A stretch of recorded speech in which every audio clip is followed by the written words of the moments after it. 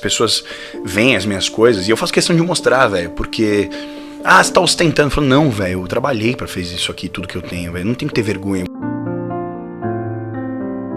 Eu não gosto muito da palavra dom. Dom parece que você nasceu pronto e qualquer coisa que nasça pronta tá atrasada. Você concorda que qualquer coisa que comece perfeita, ela começou tarde? O dom é uma coisa meio que, tipo, o cara tem o dom. Ele, você joga fora tudo que o cara se dedicou, se estudou, abriu mão. O ser humano é treinável, né? A gente treina. E aí eu acredito em aptidão. Então tem gente que tem consciência corporal pra tal coisa. O cara, um jogador de futebol que... Você pega exemplos dos melhores que performam hoje. Um é um cara absurdamente técnico e o outro cara é o futebol moleque, que tem o dom, né? Mas ele tem aptidão, é isso, eu acredito em aptidão. E eu sempre gostei do game, sempre gostei de negociar, sempre gostei de barganhar, sempre gostei do rolo, sempre fui roleiro pra caramba, dava uma coisa, pegava, eu sempre fui esse cara, assim. E aí eu entendi que, como artista, eu não ia chegar onde, de fato, eu queria, né? E aí eu falei, porra, eu preciso de uma outra cesta pra pôr esses ovos aqui, que tá tudo aqui. E aí toda vez que acabava uma novela, eu ficava desempregado, entendeu? Eu comecei a olhar essas coisas e falei, não tá tão seguro a parada aqui. Foi daí que eu comecei a empreender, de fato, de falar, opa, isso aqui pode ser um outro viés.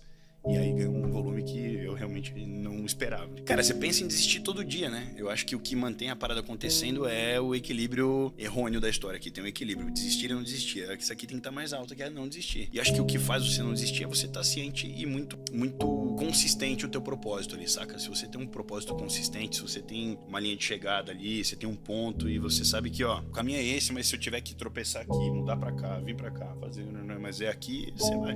O caminho, o processo, vai existir pra todo mundo. Tem lombada, tem valeta, tem buraco, tem soco na cara, tem tudo. Só que o propósito tá ali, entendeu? Eu acho que o que faz a parada de não, de fato, porque pensar em desistir é todo dia. Vamos falar de crise, então. O que é a crise? Não existe. Tipo, a gente mora no Brasil, velho. A gente é crise. A gente começa um negócio, o teu negócio começa a dar lucro, e aí o governo entende que você tá rico e ele aumenta a tua taxa. Em vez de te bonificar com uma série de outras coisas. Bom, tô empregando em vez de 10, 100 pessoas. O que qualquer lugar com bom senso faria? Falou, bom, esse cara tá ajudando a gente aqui, tá? Porque diminuiu a taxa de desemprego por culpa desse cara aqui que tá ralando todo dia. Vamos fazer o seguinte, diminui o IPTU desse cara, vamos taxar menos, vamos abaixar o imposto desse cara. Aqui não, aqui é um dos poucos lugares do mundo que você tá ganhando mais e você tem que pagar mais. Não faz o menor sentido, é muito maluco. Tipo, no Brasil, querer ter as coisas é pra poucos, entendeu? Porque literalmente é pra poucos. Aprende a falar não. Isso é uma das coisas mais importantes que eu aprendi na minha vida, aprender a falar não pras coisas, velho. Porque não dá pra abraçar tudo, e quem faz tudo não faz nada, quem é amigo de todo mundo é amigo de ninguém.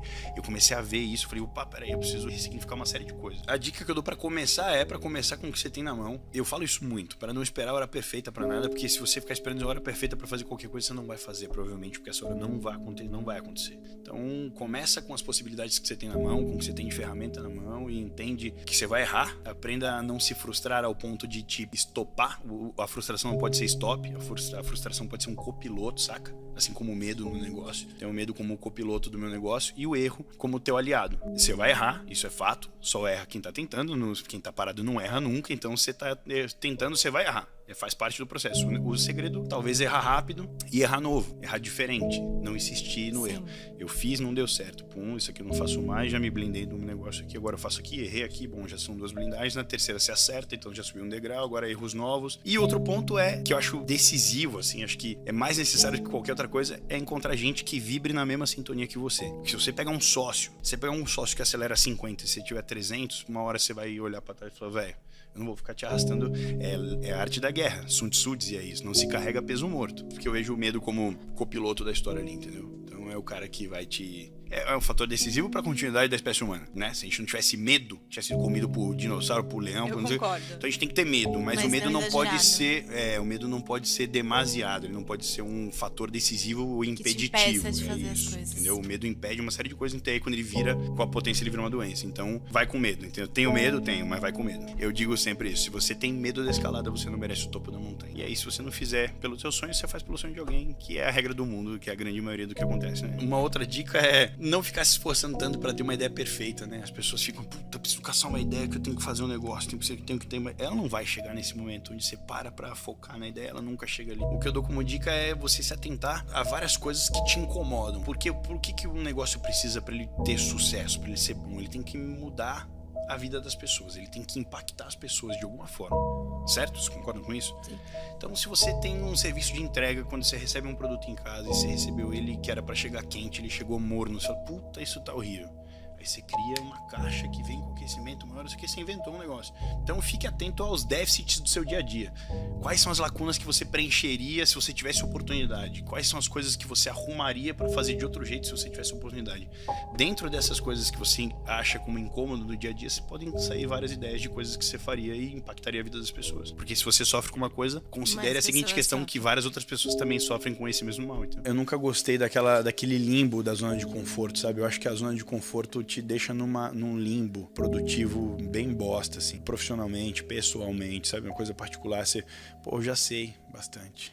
Não, eu sempre fui muito inquieto, muito curioso e meu pai sempre falou uma coisa muito legal pra mim. Ele disse que quando você acha que você sabe de tudo, tá na hora de você começar a aprender alguma coisa. E eu sempre levei isso como regra. Eu falei, eu sempre gostei mais do não sei do que eu já sei. Eu sempre gostei muito mais do não sei. Mesmo sabendo, eu sempre te perguntaria. Você fala, Tito, você sabe como faz essa chave de carro aqui? Eu sei como faz, mas conta aí como você faz. Porque eu posso aprender uma forma mais eficiente de fazer a mesma coisa, 2 formas de fazer a mesma coisa. Sim. Um plus pra fazer o que eu já faço melhor. E eu sempre fiz isso com tudo. Eu sempre fui muito observador. Eu me controlo muito, mas eu chegava a ser chato, assim. De tão curioso, chegava a ser inconveniente. Mas por quê? Mas e aqui? E aí o cara fala, esse cara quer saber de tudo, o cara é chato do caralho. Mas não era nem uma questão pessoal, era uma questão de curiosidade. E acho que garimpando na curiosidade eu fui pegando vários insights de pessoas relevantes, de dicas relevantes de pessoas não tão relevantes, entendeu?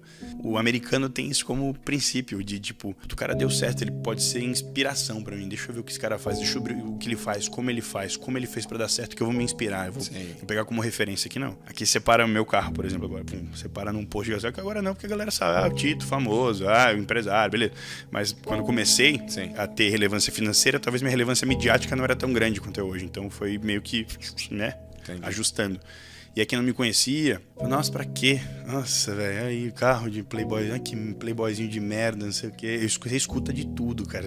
Pra que o mundo acabando, o cara com um carro de 1 milhão de... Que ridículo. Você fala assim, puta, que coisa horrível, né? Que síndrome de vira-lata que o brasileiro tem, né? Que é feio fazer sucesso, é feio dar certo aqui. Enquanto eles não se acostumarem com a ideia de que é legal ter as coisas, é genuíno ter as coisas, é maneiro trabalhar, é maneiro produzir, é maneiro, legal pra caramba poder fazer pelas pessoas que você gosta. Enquanto essa síndrome de vira-lata não sair do brasileiro, cara, a gente tá fadado ao insucesso aqui. A gente pede muito pra Deus uma série de coisas, mas não tá disposto a lidar com resultados. Eu falei isso, até escrevi na porta do meu banheiro isso. Se você ora pela chuva, esteja disposto a lidar com a lama. Não peça pra Deus mover os seus pés, né? Tipo, guiar os seus caminhos se você não tá disposto a mover seu pé. Tipo, Deus, me dá em abundância tal coisa. Tá bom, mas levanta e vai trabalhar, cara. Levanta e vai. O Cortella fala disso, de uma oração beneditina que diz, ora et labora, eu já falei disso, inclusive, que é ora e trabalha. Você tem que ter fé em Deus como se você não precisasse trabalhar e trabalha como se Deus não existisse. Muito bom. E é assim que acontece. Tipo, então, cara, Deus é 300% da minha vida, mas não adianta tá bom, vamos lá, Deus. Vamos bater aqui na minha porta e falar, novela pra você, do nada, você tá aqui, fazer a novela das 9 ali, vamos dar uma brilhada ali, vamos ali, do nada aqui, caminhou dinheiro aí na porta, tava aí pedindo pra Deus, chegou. Brincadeira, né? Eu sempre quis ser o Felipe foda, mano. Nunca quis ser ninguém assim, tipo... Sim. Eu admirei várias pessoas a vida inteira, gosto do jeito, gosto do estilo, gosto das palavras. Eu fiz uma mescla de pessoas que eu achava interessante e criei o Megazord de Felipe Tito. Foi o que eu fiz, entendeu? Entendi. Tentei incorporar as qualidades de pessoas que eu admirava e botei em mim, assim, dentro do que eram cabíveis, entendeu?